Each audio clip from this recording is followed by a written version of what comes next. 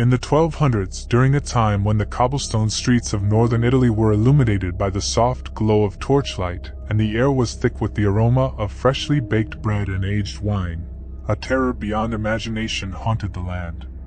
The villages nestled within the shadowed valleys and dense forests harbored a secret, a malevolent presence that lurked in the deepest recesses of their collective memory. It was the dreadful legend of the Lupo dell'Ala, the Wolf of the Wing. This was no ordinary werewolf. It was a monstrous hybrid of a wolf and a demon, a creature that struck fear into the hearts of even the bravest souls. Its appearance was enough to send shivers down the spine of anyone who dared glimpse its horrific form. The Lupo dell'Ala was the incarnation of nightmare, with fur as black as the darkest midnight, and eyes that burned with a malevolent, crimson fire. But what set this abominable creature apart from any other werewolf was its grotesque pair of wings that sprouted from its back. The wings were vast and tattered, like those of a bat, and their monstrous presence made it an entity even more horrific than the darkest of folklore. The wings allowed the beast to soar through the moonlit skies, and it was said that the villagers could hear the unnerving flapping of these grotesque appendages as the creature approached. The sound was a grim harbinger of doom, an eerie symphony that sent chills down the spines of all who heard it. Yet the Lupo dell'Ala was not just a creature of the night sky. It had the unnerving ability to shed its wings and hit the ground running. When it did, it could move with unparalleled speed, running like a phantom through the woods, and it was said to be faster than any horse or the swiftest rider. It was as if the very earth trembled in fear of its approach. But it was not the creature's speed that struck terror into the hearts of the villagers, nor was it the mere sight of its grotesque wings. What set the Lupo dell'Ala apart from all other horrors was its method of hunting. The beast would wait until the moon hung high in the sky, casting an eerie silver light upon the land. With its mighty wings, it would take to the sky and soar with an unnatural grace. In those silent hours, it would descend upon unsuspecting villagers, its claws reaching out to pluck them from the earth. Like a nightmare come to life, it would carry its victims high into the night, its wings blotting out the moon as it soared into the inky void. The wretched cries of those unfortunate souls echoed through the valleys, a chilling chorus of despair. Mothers, fathers, and children were torn from their homes and loved ones, and their pleas for mercy were answered with cruel indifference. Those who heard the harrowing cries knew that their neighbors had been taken, but there was nothing they could do. The people of northern Italy lived in perpetual terror, never knowing when the creature might strike next. Children whispered about the wolf of the wing under their breath, and mothers held their loved ones close, praying for protection from the sinister beast. It was a dark shadow that hung over the land, an unrelenting presence that cast a pall over their lives. As the years passed, legends of the wolf of the wing spread throughout Italy, and even the bravest of warriors dared not face the creature. The local lords and clergy attempted to mount expeditions to hunt down the winged terror, but their efforts were in vain. The Lupo dell'Ala eluded capture with ease, vanishing into the night like a wraith. And so, the people of northern Italy continued to live in fear, their lives forever marked by the shadowy presence of the winged werewolf. It remained a haunting, unresolved nightmare that haunted their dreams and kept them in a constant state of dread. A chilling reminder that some horrors defy explanation and can never be defeated. The citizens lived in a perpetual nightmare, for there was no resolution to the terror that lurked in their midst. In the year 1602, on the northern shores of Lake Superior, a small Ojibwe village stood silently against the harsh winds of the wilderness. The residents of this tranquil settlement had heard whispers of an ancient evil lurking in the depths of the lake. They called it Misipeshu, the great water lynx, a creature of unfathomable terror. One fateful night, the moon hung low in the sky, casting an eerie glow upon the dark waters of the lake.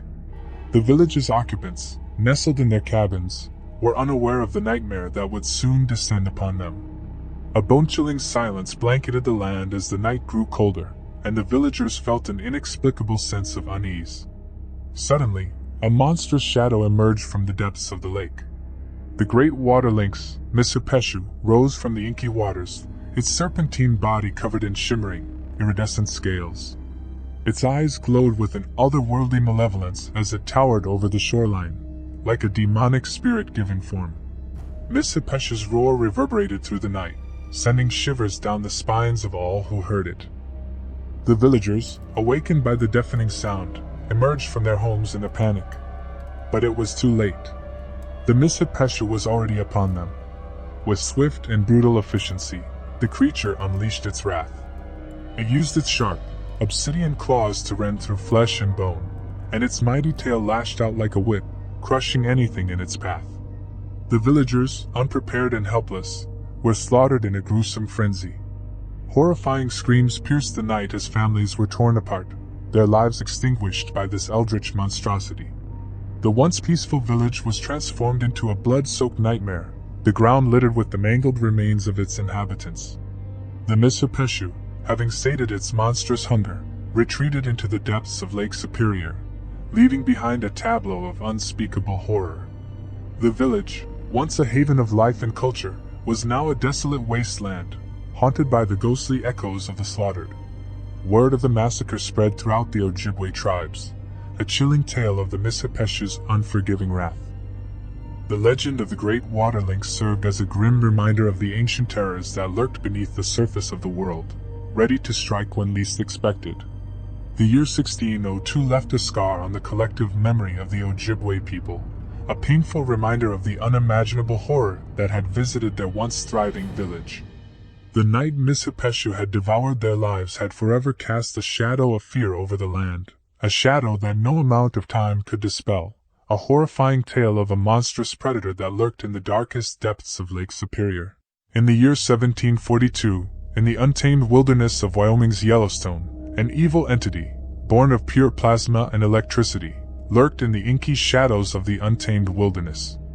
This creature, a horrific fusion of supernatural elements, was not malevolent, but it was the very embodiment of terror.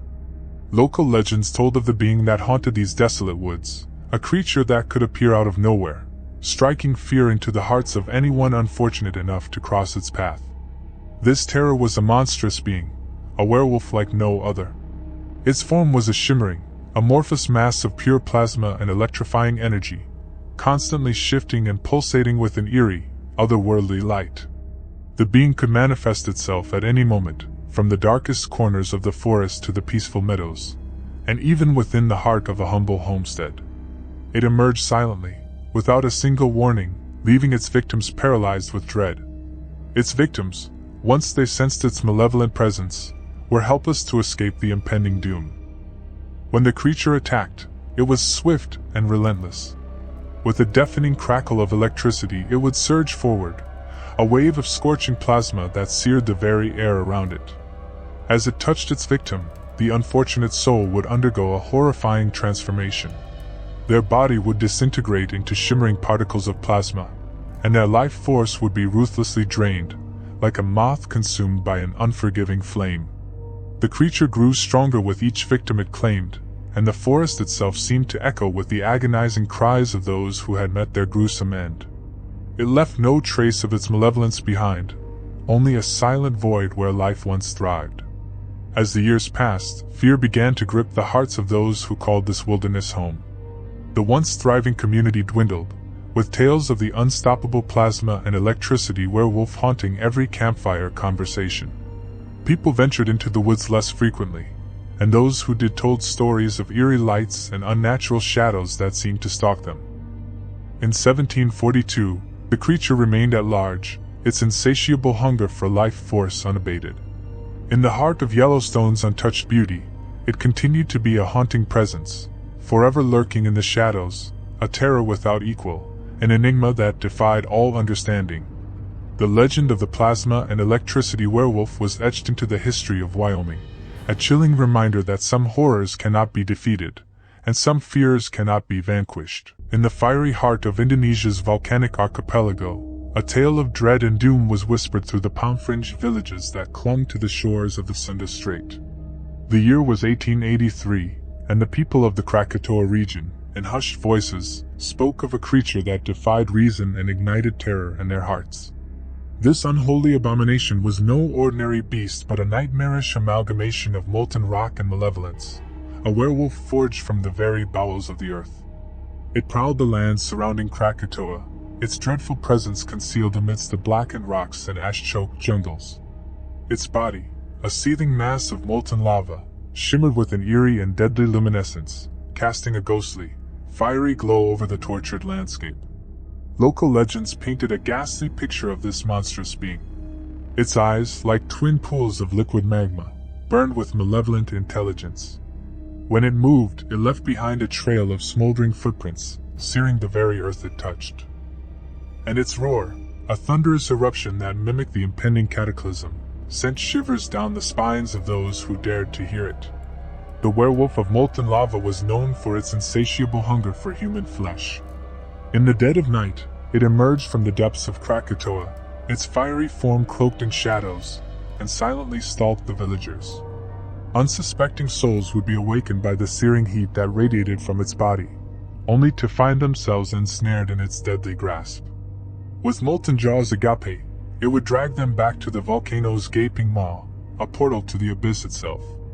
The villagers, despite their pleas for help and their desperate cries, were met with skepticism from outsiders who dismissed their stories as fevered fantasies. But to those who had witnessed the horror firsthand, there was no doubt this creature of molten malevolence was real, and it was a harbinger of Krakatoa's impending fury. As the days turned into weeks and the whispers of the volcano's impending eruption grew louder, so did the dread of the people. The werewolf of molten lava was seen as a grim omen, a harbinger of the apocalyptic event that would soon consume them all.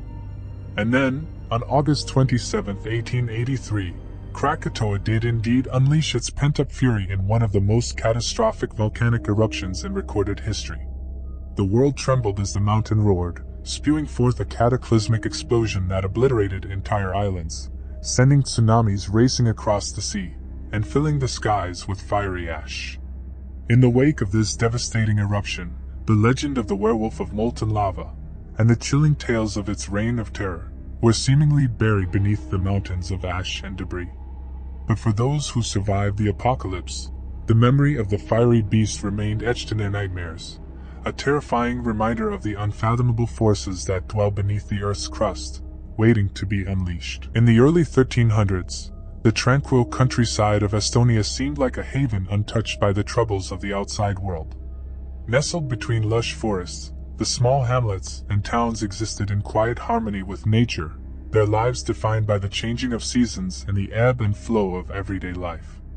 Little did they know that a malevolent force beyond their darkest nightmares was poised to shatter their peaceful existence.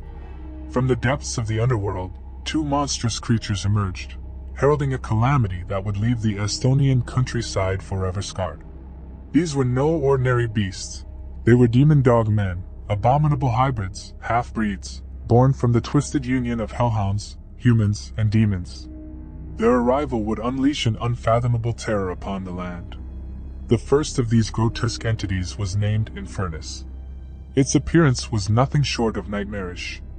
Its immense, hulking form was an unsettling fusion of muscular human limbs and demonic talons, while its eyes blazed with the fiery malevolence of a hellhound.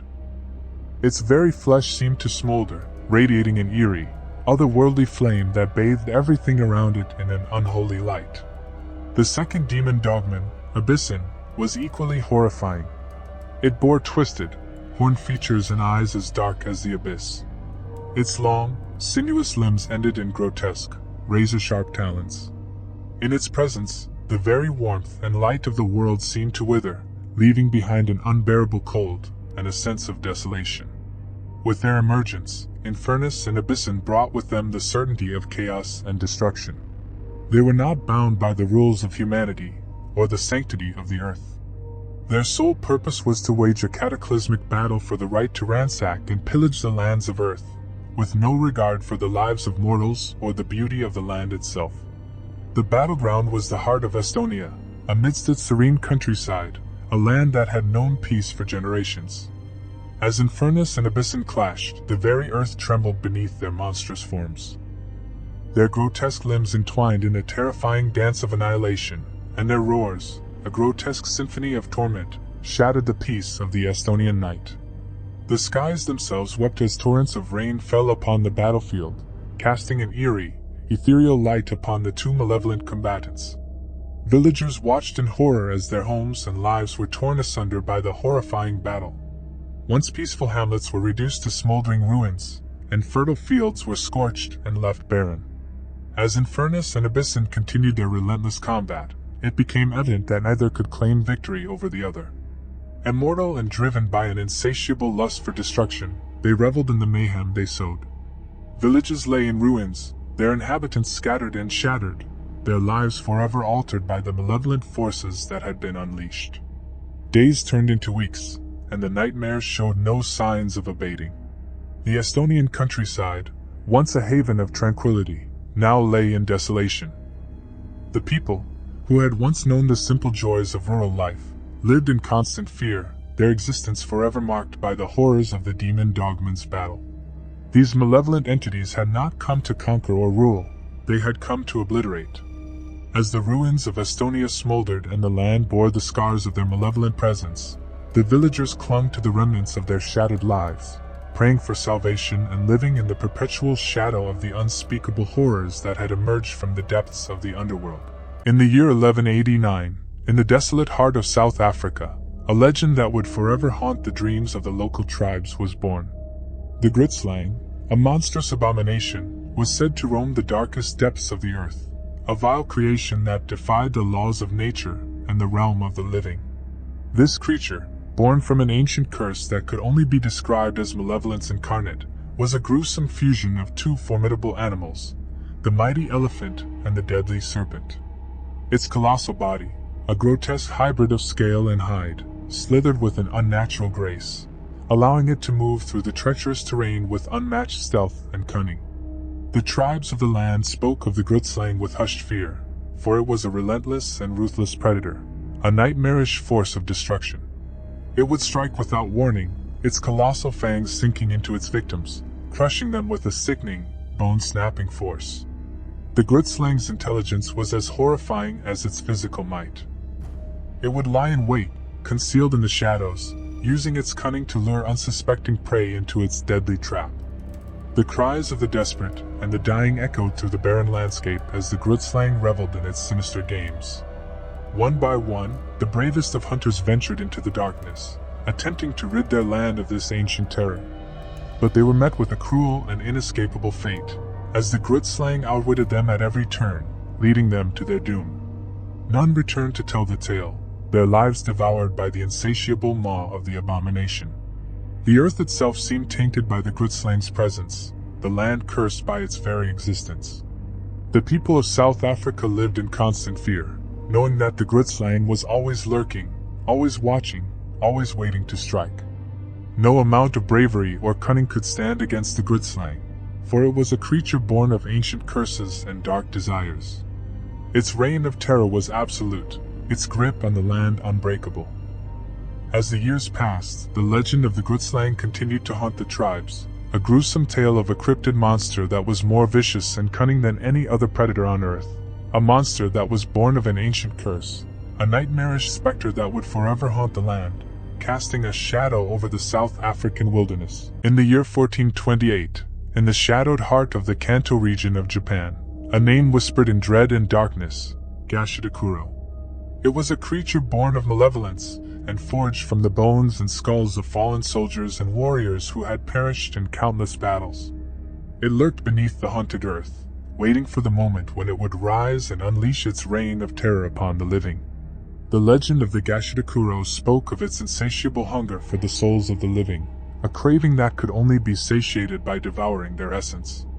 It was said that the monstrous abomination could rise from the ground at any time, its skeletal form towering over the tallest trees, its eyeless sockets glowing with a malevolent green light that pierced through the darkest of nights. Noble warriors, clad in their finest armor, and wielding blades sharpened to a razor's edge, banded together to fend off this unholy monstrosity. They came from far and wide, their hearts filled with valor, and their spirits unyielding. For years, they waged a relentless war against the Gashidakuro, hoping to rid their land of this nightmarish terror. But no matter how valiant their efforts, no matter how fiercely they fought, the Gashidakuro remained relentless. Its skeletal fingers, each one as long as a man's arm, would reach out with deadly precision, grasping and crushing its victims with an otherworldly strength. Its ghastly laughter echoed through the Kanto region, chilling the hearts of all who heard it. The skies wept blood, and the land itself seemed cursed as the Gashidakuro's reign of terror continued. The once flourishing villages now lay in ruins, and the fields were barren. The people of Kanto lived in constant fear, their souls haunted by the nightmarish creature that had become an indomitable force of death. As the years passed, the noble warriors dwindled in number, their spirits broken and their strength exhausted. Despair settled over the land like a heavy shroud, for the Gashidakuro seemed invincible. The once heroic fighters now had the hollow eyes of defeated men. In the end, there was no happy ending to this terrifying tale. The Gashidakuro, born from the anguish of countless fallen warriors, remained an eternal tormentor, a malevolent specter that would forever haunt the Kanto region. Its skeletal form rose from the earth whenever it pleased, its hunger for souls insatiable. And so, the people of Kanto lived in perpetual dread, their dreams haunted by the nightmarish vision of the Gashidakuro, a creature of bones and skulls, a relentless monster that would never be defeated, a horror that would endure for all time, casting a shadow over the land for generations to come. In the heart of Yellowstone National Park, where the Earth's fiery heart met the icy breath of winter, a sinister tale unfurled. It was the year 1876, a time when the untamed wilderness still whispered secrets to those who dared to venture within its grasp. In that frostbitten land, there existed a malevolent presence, a skinwalker of unparalleled horror. Yellowstone's geysers stood like ancient sentinels, their billowing steam veiling the land in a spectral shroud. Among the geysers, Old Faithful was the most famous, a reliable gush of boiling water that seemed to tell time, erupting with predictable precision. But beyond the soothing facade of this geyser, a malevolent force stirred. Visitors came from distant lands to witness the awe-inspiring wonders of Yellowstone, oblivious to the lurking malevolence. Among them was a family from Boston, the Carters. They had braved the harsh journey, desperate to escape the mundane world and revel in nature's grandeur. Little did they know, nature had other plans. One crisp, moonlit evening, as the family huddled around their campfire, a haunting wail pierced the stillness. The wind carried the mournful sound, chilling them to the bone. Mrs. Carter clutched her son to her chest, her husband gripping the rifle, trembling. The chilling wail echoed closer, a symphony of dread that resonated through the dark woods. It was a sound that curdled the blood, an otherworldly lament that bore the promise of doom. The Skinwalker had arrived. A shape-shifting specter, the Skinwalker lurked in the inky shadows, its form a grotesque distortion of nature's beauty. As it drew near, it assumed the guise of a majestic bison, a deceptive beauty. The Carters, bewildered by the sight of the magnificent creature, hesitated. Their hesitation cost them dearly. With a terrible, unholy speed, the bison transformed into a monstrous, shadowy figure. The once beautiful beast became a grotesque abomination, its fur matted with the stench of decay. Its eyes, black voids that swallowed all light, fixed on the terrified family. The Skinwalker's unearthly howl echoed through the night, and the Carters knew their lives were in grave danger. With supernatural speed, it lunged, snatching their son, Jacob, before they could react. The creature's skeletal hands closed around the boy, pulling him into its twisted embrace. Mr. Carter's hands shook as he tried to aim his rifle, but the Skinwalker's form kept shifting, making it impossible to target. The monstrosity let out a bone-chilling cackle, a sound that seemed to emanate from the very bowels of the earth. It vanished into the night, leaving the Carters devastated and alone. Desperate, the Carters turned to the park rangers for help, but the rangers were only able to offer their condolences.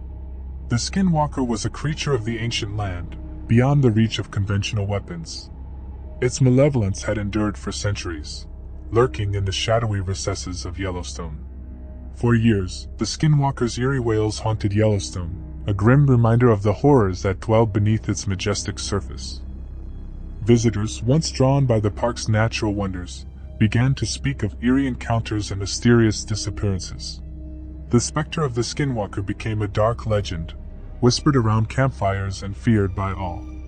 As the years passed, Yellowstone's geysers continued to spew forth their scalding waters, their beauty marred by the lurking terror beneath.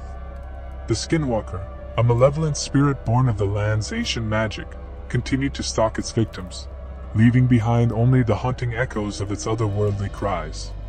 The park, once a haven of natural splendor, had become a place of dread and despair, where the ancient evil of the Skinwalker held dominion over the land. In the harsh and unforgiving winter of 1812, a small Alaskan mining camp nestled deep within the icy wilderness was plagued by a terrifying presence that would forever haunt the nightmares of those who survived it. Rumors had circulated for weeks about a monstrous entity prowling the surrounding woods, but no one took them seriously. The miners dismissed these tales as mere figments of overactive imaginations, blaming them on cabin fever and the isolation that gripped their isolated encampment. But then the terror became undeniable. It started with whispers around the campfire, the gnawing fear in the pit of their stomachs as the sun set, and the oppressive sense of being watched. The miners couldn't ignore the eerie, guttural sounds emanating from the forest anymore, or the shuffling, almost human-like footsteps that echoed in the darkest hours of the night. Frightened eyes met each morning, their faces drawn with sleepless nights and fear's gnawing grip. The miners began to gather their stories, tales of a monstrous hybrid, a grotesque amalgamation of man and beast known as the Goatman. Those who claimed to have seen it described a creature with the legs of a goat, a human torso, and a monstrous, misshapen head crowned with twisted, curling horns. Its eyes, they said, glowed with an otherworldly, malevolent light. Still, most in the camp remained skeptical, considering the sightings mere madness. They laughed at those who spoke of the Goatman, accusing them of losing their sanity in the frigid wilderness. But as the days grew shorter, and the encampment found itself encased in a frosty tomb, they couldn't ignore the fear gnawing at their hearts any longer. One fateful night, as a bitter chill settled over the camp, the Goatman emerged from the shadows. Its infernal eyes glowed like embers in the darkness, and a guttural growl rumbled from its grotesque throat. Its very presence was a manifestation of terror, and a collective gasp of fear swept through the camp. The entity descended upon them like a nightmare made flesh, slaughtering all in its path with unnerving savagery. Its long, bony fingers reached out, each touch condemning its victims to a gruesome death. The Goatman's eyes, devoid of mercy, burned into the souls of its victims as it ripped them apart, limb from limb. Blood stained the pristine white of the Alaskan snow, and the once coveted gold of the mining camp was now a gory testament to the horrors that unfolded that night. The Goatman spared no one, leaving no survivors to bear witness to its malevolence. As the sun rose on the massacre, the snow-covered landscape was a chilling tableau of death. The encampment was left in ruins, its structures now silent and lifeless. The Goatman had vanished into the wilderness, leaving only the anguished cries of the slain as a reminder of its monstrous existence. The tales of the Goatman's reign of terror would be told for generations, a cautionary tale of the horrors that lurked in the shadows of the Alaskan wilderness. Those who had once scoffed at the stories were now haunted by their skepticism, forever tormented by the nightmarish reality that had descended upon them. The entity, it was said, had escaped from hell itself, a malevolent force that had found its way to the encampment, leaving nothing but death and terror in its wake. The Beast of Gévaudan, an eerie and monstrous saga that unfolded between 1764 and 1767, remains a chilling testament to the horrors that can lurk in the darkest corners of our world. Nestled in the heart of the French countryside, the picturesque region of Gévaudan was about to descend into a nightmare of unparalleled terror. It began as nothing more than whispered rumors, tales of a nightmarish creature that stalked the land. Eyewitnesses spoke of a hulking, bloodthirsty beast, its fur as dark as the abyss, eyes glowing with an otherworldly malevolence. Descriptions varied, but all agreed on one thing: it was a monster unlike any other, a grotesque creation of pure evil. The reign of terror started with the sudden disappearance of livestock. Entire herds of sheep and cattle vanished without a trace. Their carcasses, when discovered, were mutilated beyond recognition, their flesh torn to shreds as if by the devil's own claws. But it wasn't long before the creature turned its ravenous appetite toward humans. It was on one fateful night, beneath a silvery moon, that the beast's insatiable thirst for human blood was first sated. A young girl, innocently playing near her home, was torn apart with a savage brutality that defied comprehension. Her anguished screams echoed through the countryside, a macabre symphony of death that would haunt the region for years to come. As the body count continued to rise, terror gripped Gavaudan like a vice. Panic spread like wildfire, and villagers barricaded themselves in their homes, afraid to venture out even in the light of day. But the beast was relentless. It prowled the night, descending upon remote cottages and unsuspecting travelers with a savagery that struck fear into the bravest hearts. Attempts to hunt the creature down were futile, as it seemed to possess an uncanny ability to evade capture. Soldiers, hunters, and ordinary citizens formed hunting parties, but their efforts were met with gruesome failure. The beast bristled with a supernatural resilience, making bullets and arrows glance harmlessly off its monstrous hide. As the years wore on, a litany of grisly tales emerged. The beast's brutality knew no bounds and mauled men, women, and children alike, leaving a trail of broken bodies and shattered lives in its wake. Fear turned to madness, and desperation gave birth to rumors that the beast was a supernatural entity, a demon sent by the devil himself to torment the region. But in the darkest of times, a glimmer of hope emerged.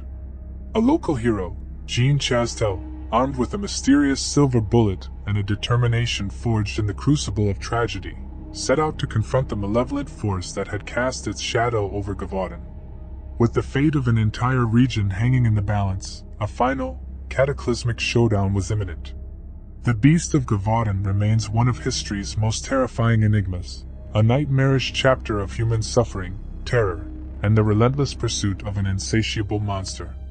Its legacy endures as a stark reminder of the darkness that can lurk in the hearts of men and the abyssal depths of the unknown.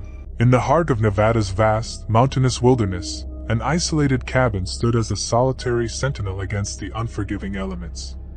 Henry, a rugged, solitary man, had made this cabin his home in 1996. For years, he had sought solace in the eerie isolation of the woods, embracing the solitude and the serenity it offered. But in the heart of this tranquil wilderness, something sinister lurked, something that would shatter Henry's sense of peace and plunge him into the depths of terror. Bizarre occurrences had plagued Henry's property from the moment he set foot on this desolate piece of land. Strange and unexplained phenomena had become a regular part of his life. Shadowy figures moved just beyond his line of sight, strange noises echoed through the trees, and every night, an ominous presence loomed over the cabin, casting a dark shadow over his dreams. Determined to uncover the truth behind these disturbances, Henry decided to take matters into his own hands. He installed a trail camera, hoping to capture evidence of the strange occurrences. He placed it strategically, pointing toward the dense thicket where most of the disturbances originated. Each morning, he would eagerly check the footage, hoping to find a logical explanation for the unsettling events that had plagued him for so long. The first few nights of recording showed nothing out of the ordinary. Frustration mounted as Henry longed for answers. However, it was on the fourth night that the trail camera captured something that defied explanation. The screen flickered to life, revealing the black expanse of the forest. Suddenly, a guttural growl emanated from the speakers, and the camera shook violently. The image jolted, and then there it was, emerging from the shadows, a grotesque, towering figure, covered in matted fur and with hollow, glowing eyes. Its elongated limbs moved in an inhuman manner as it skulked through the forest, its grotesque form casting eerie shadows against the trees. The footage grew increasingly disturbing as the creature appeared to sense the camera's presence. It stared directly into the lens, and its malevolent intent was palpable. The creature's malicious gaze seemed to pierce Henry's very soul, sending shivers down his spine. Terrified and deeply regretting the decision to install the trail camera, Henry realized that he had unwittingly unleashed something far worse than he could have ever imagined. The beast had become aware of his knowledge, and its nighttime torment intensified. Mournful howls pierced the silent mountain air, and unsettling whispers echoed in the darkness. Each night, the creature drew closer, scratching at Henry's cabin door, leaving claw marks as a horrifying reminder of its presence. The fear-driven nights were filled with visions of the grotesque creature, and Henry's sanity began to unravel as he lived in constant fear, never knowing when the next terrifying encounter would occur. Then came that fateful night when the moon hung low in the sky, casting eerie shadows across the forest. Henry lay in his bed, gripped by paranoia, unable to sleep. Suddenly, a deafening crash shattered the silence, and his bedroom window shattered into shards. The horrific beast, with its ghastly visage and rancid breath, burst through the opening, its malevolent eyes locked onto Henry. Panic surged through him as the creature seized him, its iron grip unyielding. It dragged him out into the cold, unforgiving night. The last thing Henry saw before being pulled into the abyss was the empty, endless void of the forest, his own nightmare brought to life, and the malevolent beast that had hunted him relentlessly. The cabin door slammed shut, extinguishing any trace of humanity from the cursed cabin. Henry's name was soon forgotten, lost to the woods, as he became just another victim of the terrifying beast that lurked in the Nevada mountains, its sinister presence forever haunting those who dared to venture too far into the darkness. The cabin, once a place of solace, now stood as a haunted relic, a testament to the terror that dwelled within those woods, a cautionary tale to anyone who dared to delve into the mysteries of the wilderness.